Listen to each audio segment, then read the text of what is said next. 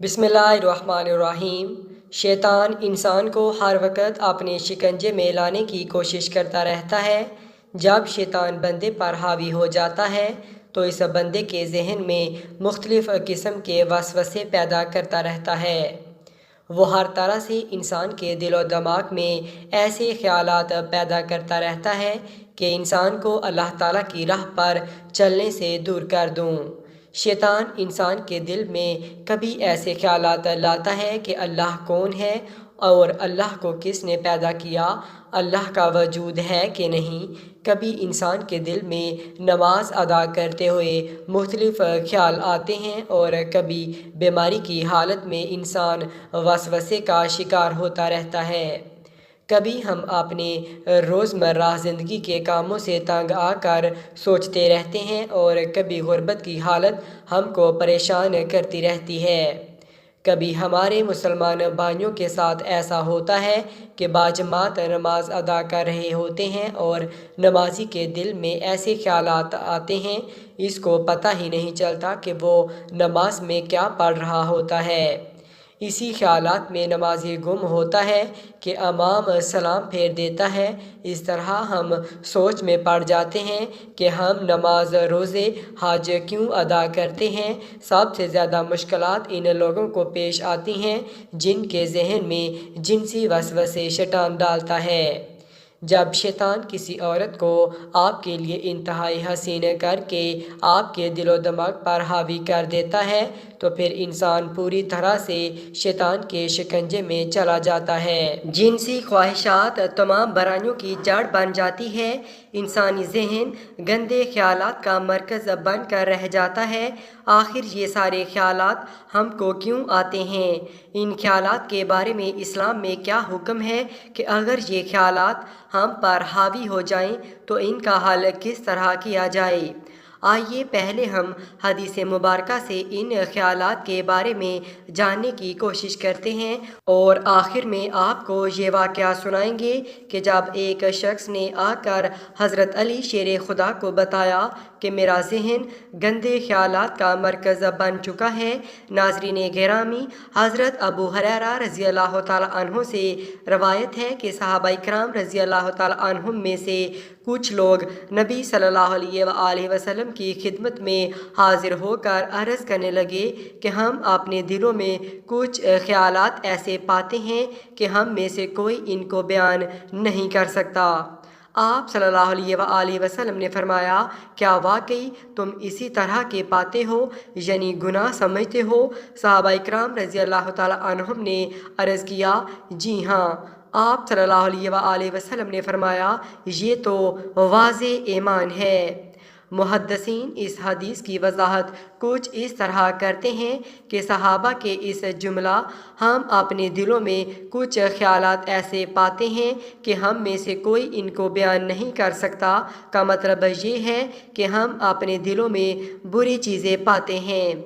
मसलन अल्लाह को किसने पैदा किया और वो कैसा है और किस चीज़ से है, और इस तरह की और चीज़ें कि जिनका बयान करना भी मुश्किल है, इसलिए कि हमें मालूम है कि ये कभी बातें हैं और इनमें से कोई चीज़ भी ऐसी नहीं है कि हम इस पर एतकाद रखें, बल्कि हम जानते हैं अल्लाह कदीम है, अज़ल से है, हर चीज़ का खालिक है, मखलूक नहीं है। तो ऐसे ख्यालात जो हमारे दिल में आते हैं, इनका क्या हुक्म है?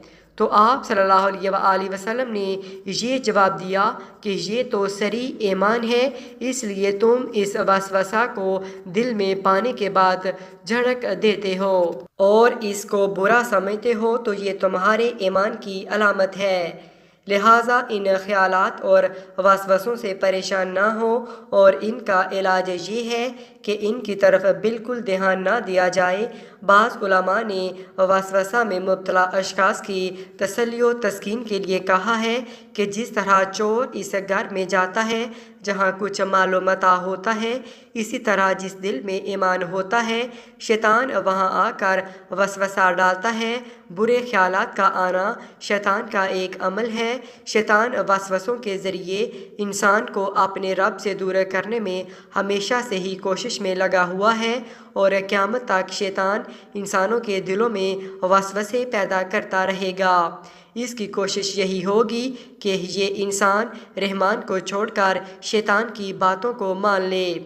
حدیث محمدی صلی اللہ علیہ وآلہ وسلم ہے کہ خدا کا لاکھ لاکھ شکر ہے کہ شیطان کے جال کو وسوسے کی حد تک ہی محدود کر دیا گیا ہے۔ اس سے آگے شیطان کو بڑھنے کی اجازت قطعاً نہیں دی گئی ہے۔ حدیث پاک میں ہے کہ نبی اکرم صلی اللہ علیہ وآلہ وسلم نے فرمایا ہے کہ اللہ تعالیٰ نے میری امت کے لوگوں کے دلوں میں وسوسے پیدا کرنے کو درگزر فرما دیا ہے اور انسان کو نیک کام کرنے کی توفیق دی گئی ہے۔ مومن کے دل میں وسوسوں کا پیدا ہونے سے مومن کو گناہ نہیں ہوگا، بلکہ مومن جو نیک کام کر رہا ہوگا اللہ تعالیٰ مومن کو نیک کام کے بدلے نیکیاں عطا کرے گا۔ جو لوگ ہر وقت خیالات میں گم ہوتے ہیں، ایسے لوگ دوسرے کاموں میں سست روی اختیار کرتے ہیں، وہ ہر وقت وسوسوں میں ہی رہتے ہیں، وہ سوتے اٹھتے لیٹتے گھر سے باہر جاتے گھر میں داخل ہوتے ہوئے شریعت کے خلاف وسوسوں میں رہتے ہیں۔ اس طرح شیطان ایسے انسان کو کبھی بھی برے خیالات سے آزاد نہیں ہونے دیتا۔ وہ ہر وقت انسان کو شریعت کے خلاف بھڑکاتا رہتا ہے کہ انسان زیادہ سے زیادہ سوچے اور ہر وقت دماغی تھکاوٹ کا شکار رہے اور اس کو اللہ تعالیٰ کی طرف رجوع کرنے کی فرصت ہی نہ ملے۔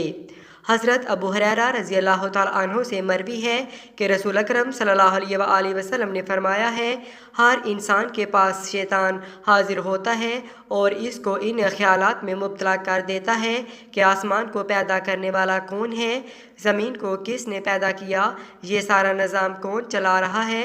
نعوذ باللہ، شیطان انسان کے دل میں یہاں تک خیالات لاتا ہے کہ اللہ تعالیٰ کو پیدا کرنے والا کون ہے۔ اگر انسان پر شیطان اتنا حاوی ہو جائے تو اس شخص کو چاہیے کہ اللہ تعالیٰ سے دعا کرے، اے اللہ مجھے شیطان مردود سے چھٹکارا عطا فرما۔ ایک اور حدیث میں ہے کہ حضرت ابو ہریرہ رضی اللہ تعالیٰ عنہ سے روایت ہے کہ رسول اکرم صلی اللہ علیہ وآلہ وسلم نے فرمایا کہ لوگ ہمیشہ ایک دوسرے سے پوچھتے رہیں گے یہاں تک کہ یہ کہا جائے گا کہ مخلوق کو اللہ نے پیدا کیا تو اللہ کو کس نے پیدا کیا؟ تو جو آدمی اس طرح کا کوئی وسوسہ اپنے دل میں پائے تو وہ کہے میں اللہ پر ایمان لایا۔ ایک روایت میں یہ اضافہ ہے اللہ اور اس کے رسول صلی اللہ علیہ وآلہ وسلم پر ایمان لایا۔ یہ بات یاد رکھیے کہ شیطان انسان پر اس وقت بہت زیادہ حاوی ہو جاتا ہے جب ہم اپنے ایمان کا دامن چھوڑنا شروع کرتے ہیں۔ ہم کو چاہیے کہ ہم اللہ تعالیٰ کی عبادت میں اتنا مشغول ہو جائیں کہ شیطان خود بخود ہی بھاگ جائے کہ یہ مومن میرے شکنجے میں آنے والا نہیں ہے۔ ہم کو 5 وقت کی نماز باجماعت قائم کرنی چاہیے، قرآن پاک کی تلاوت ہر روز کرنی چاہیے، عمرہ، حج، زکوٰۃ ادا کرنی چاہیے، ہر وقت اللہ تعالیٰ کا ذکر کرتے رہنا چاہیے اور اس بات پر یقین رکھنا چاہیے کہ اللہ تعالیٰ ایک ہے، اس کی نہ کوئی اولاد ہے اور نہ ہی اس کو کسی نے پیدا کیا ہے، وہ واحد ہے، صرف وہی عبادت کے لائق ہے۔ حضرت محمد صلی اللہ علیہ وآلہ وسلم اللہ کے آخری نبی ہیں، زندگی اور موت دینے والا صرف اللہ تعالیٰ ہی ہے۔ حرام کمائی سے اجتناب کریں، حرام کی کمائی کھانے سے بھی شیطان انسان پر حاوی ہو جاتا ہے، اس لیے ہم کو حرام کی کمائی سے بچنا چاہیے۔ اگر یہ باتیں ہمارے ذہن میں چھا جائیں تو شیطان کبھی بھی ہم کو شرک جیسے خیالات میں نہیں ڈال سکتا۔ ایک دفعہ ایک شخص حضرت علی رضی اللہ تعالیٰ عنہ کی بارگاہ میں حاضر ہوا اور کہنے لگا، اے علی رضی اللہ تعالیٰ عنہ، مجھے ہر وقت برے خیالات آتے رہتے ہیں، میں ان سے کس طرح چھٹکارا پا سکتا ہوں؟ حضرت علی رضی اللہ تعالیٰ عنہ نے فرمایا کہ حرام کی کمائی اور حرام کے کاموں سے ہمیشہ اجتناب کرو، کیونکہ حرام کی کمائی اور حرام کاموں کی وجہ سے بھی انسان کے دل میں برے خیالات آتے رہتے ہیں۔ جب بھی تم حلال کی روزی کھانے کے لیے اپنے دسترخوان پر بیٹھو تو یا غفورو، یا اللہ، یا رحمان پڑھ کر پھونک مارو۔ اگر آپ اس عمل کو اپنا لوگے تو تم کو برے خیالات آنے بند ہو جائیں گے۔ لہٰذا ان وسوسوں کے علاج کے لیے اللہ سے پناہ مانگتے ہوئے مندرجہ ذیل عمل کریں۔ ان اعمال کا کثرت سے ورد بھی ہر طرح کے شیطانی شکوک و وسواس کے دور کرنے میں مفید ہے۔ اللہ تعالیٰ سے دعا ہے کہ اللہ تعالیٰ ہم کو حق حلال کی روزی کمانے کی توفیق عطا فرمائے اور ہمارے دل سے تمام وسوسوں کو دور فرما دے۔ آمین۔